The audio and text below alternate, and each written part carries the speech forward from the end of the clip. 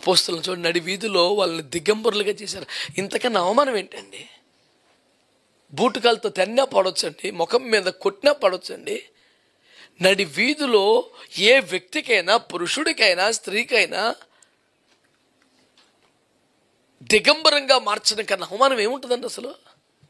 అంత అవమానం, సిగ్గుపడిపోయి పరువు పోయి ఇంక తలెత్తుకోలేకుండా వేరే చోటకి పారిపోయి అంత పరిస్థితి ఏర్పడితే నేనేమంటున్నాను, ఈ పరువు పోగొట్టుకున్న సందర్భాలు అపోస్తలులందరికీ బైబిల్ గ్రంథంలో పరిశుద్ధులకు చాలామందికి వచ్చాయి కదా. ఇవన్నీ ఎందుకు వచ్చినాయి తెలుసా? పరిశుద్ధతను కాపాడుకునే ప్రయత్నంలో ఉండబట్టి వచ్చినాయి.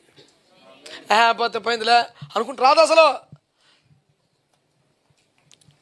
కాబట్టి నేను మహాపరిశుద్ధమైన భక్తులకు కూడా చాలాసార్లు పరిశుద్ధత కంటే పరువే ముఖ్యం అనిపించే పరిస్థితులు వస్తాయి. కొంతమంది ఎక్సెప్షనల్ ఉంటారు భూమి మీద, అసాధారణంగా సిగ్గుతో అవమానంతో చచ్చిపోయినా పర్లేదు, కానీ పరిశుద్ధతను కాపాడుకొని చచ్చిపోవాలి.